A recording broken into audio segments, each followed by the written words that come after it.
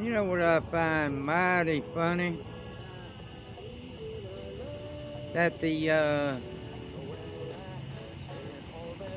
Joe Biden claims to have miraculously brought the economy back to where it is right now.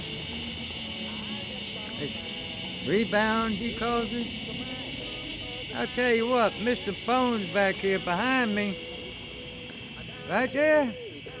He did more to bring this damn economy back than Joe Biden did. There was states opening back up and putting people back to work. That's what did it. Not Joe Biden. Nope. Not his administration either. And not his press secretary. And public transit.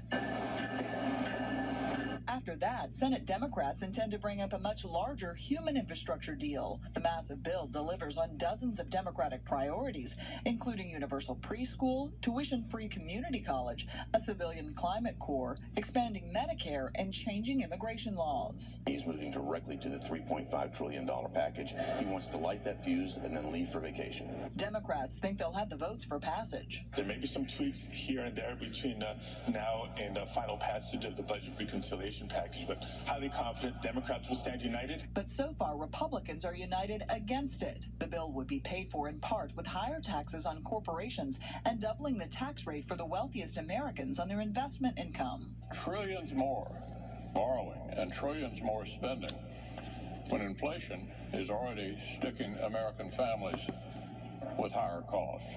If the bipartisan bill passes the Senate, it heads to the House, which is still on recess for a few more weeks. In Washington, Caroline Shively, Fox News. Local government, with construction numbers also up. Labor force participation is at 61.7%. Still, 8.7 million people remain unemployed. I predict we're going to continue to see more people enter the workforce because that's the biggest problem right now. Economists are concerned the rise in the Delta variant could slow what has been months of promising growth. This is something that we haven't experienced in this country in 100 years. This is not a normal recession. This is not something that's predictable. The report also shows inflation is rising faster than hourly wages. It's a silent tax. You make a 5% increase on your wage, but you're losing, a percent because inflation's going up at 6%. Republicans say massive spending bills in Congress will cut into recent gains, as the administration says the money is necessary to continue growth. If we've got an economy that's in really a full-scale recovery right now, why in the world is the federal government talking about spending $4 trillion? It's the dumbest thing. The unemployment rate is 2% higher, with 2 million more people unemployed than before the pandemic, showing there is still more recovery to go. In Washington, Lauren Blanchard, Fox News. Centers in several provinces. This as American civilians were urged this week to leave Afghanistan immediately. The U.S. Embassy in Kabul even offering repatriation loans to those civilians who can't afford a ticket. In Tel Aviv, Trey Yingst, Fox News. Chaos on the streets of Kunduz, the bustling city of 300,000, falling to the Taliban today. The police headquarters, shown in this Taliban propaganda video unverified by NBC News, apparently abandoned, a fleet of trucks left behind. It's yet another blow to the country's crumbling security forces, who've lost control of at least 3 cities since Friday: Zaranj in the southeast and Shaburgan in the north.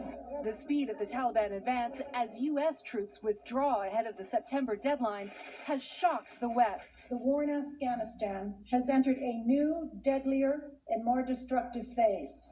U.S. forces have provided some air cover to struggling Afghan troops, but no more than that. The president made clear after 20 years at war, it's time for American troops to come home. Thousands of Afghans have fled their homes, and nervous neighbors to the north, Uzbekistan and Tajikistan, are now holding military drills with Russia as fears mount that the instability could spread. The Taliban has taken cities before. The key question tonight is, will they hold them? Regardless, the U.S. Embassy here is urging Americans to leave the country immediately. Hallie? Kelly, thank you. Now to China, where just not going in the right direction. Pentagon officials working to address growing concerns. A total Taliban takeover appears to be underway in Afghanistan. The secretary continues to believe that the Afghan forces have the capability, they have the capacity to make a big difference on the battlefield. The increasing violence comes as the U.S. military's deadline to withdraw all combat forces is just weeks away. The president made clear after 20 years at war, it's time for American troops to come home. But over the weekend, the insurgent group took control of several more major cities in the north, a sign there's no agreement for a ceasefire. They are doing what they're part to create a climate of fear and panic, and they are succeeding wonderfully at this. Meantime, the Biden administration has maintained there are no plans to change course. I think a reassessment is necessary.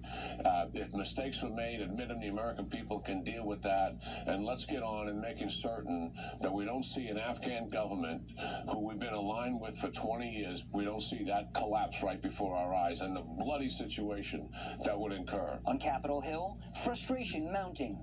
They do not care if our leaders get tired of the task at hand.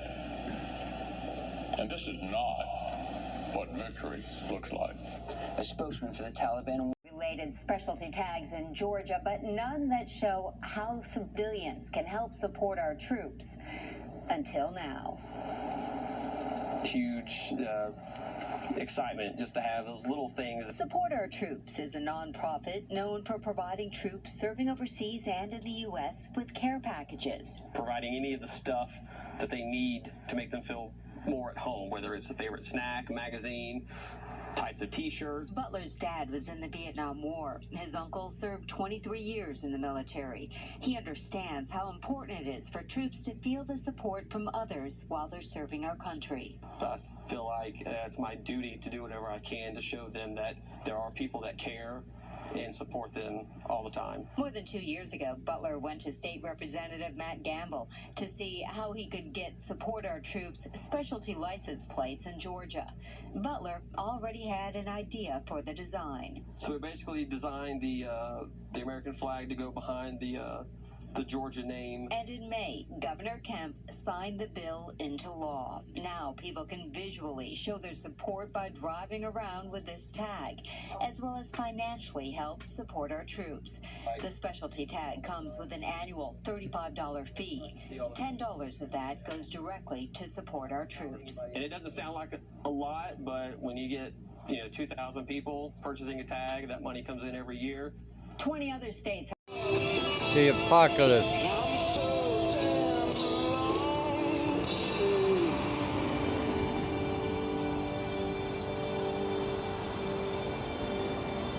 Two in school and two who are not.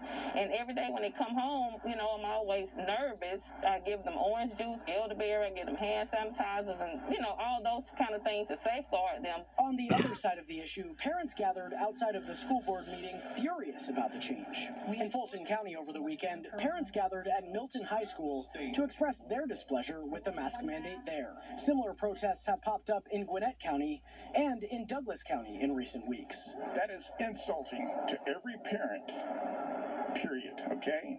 Parents know what's better for them.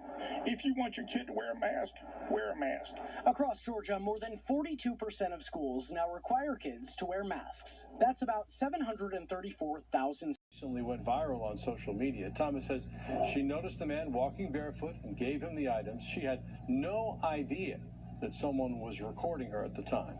And today, with tears in her eyes, she explained why she wanted to help. It's never a time that I don't think about others due to the fact I haven't always been able to live. So now that I'm able to, I just like to help. Atlanta police say Officer Thomas's actions reflect a level of kindness that comes from within. Well, also, in less than 45 seconds. Video shows the moments the thief removes the passenger window and then walks away with the officer's service weapon. Fox 5's Morse Diggs breaks down that video. Generally, the Atlanta Police Department refrains from making statements about incidents involving other jurisdictions. They just don't want to shine a bright light on something like that that's happened. But in this case, with guns being taken out of a personal vehicle, They've talked so much about it, and they shared the details. We see criminals break into these vehicles, and they are immediately armed. Late at night, car thieves like to prowl. The figure in this image may have gotten into the private vehicle of a DeKalb County police officer. Another case where we are urging everyone, including our own officers, to not leave firearms inside of vehicles. It's something we've said over and over again. Tucked under a seat is where the gun was, and it's one of the first places that is checked. The off-duty DeKalb officer told Atlanta police it was his government weapon that was taken. We've seen 1,185 weapons stolen from vehicles so far this year. And whether they are going to use them or pass them on, sell them, whatever, firearms are being targeted. Sergeant John Chafee suggests citizens check what they may have on the outside of their vehicles. Sometimes something as simple as a bumper sticker or blue tape showing support for law enforcement might be seen as a clue the motorist is a gun owner. What any motorist can do is go and purchase some kind of a gun lockbox that you can put inside your car, making it that much more difficult for the thieves. And in the case of law enforcement, typically they'll have a stipend from the government.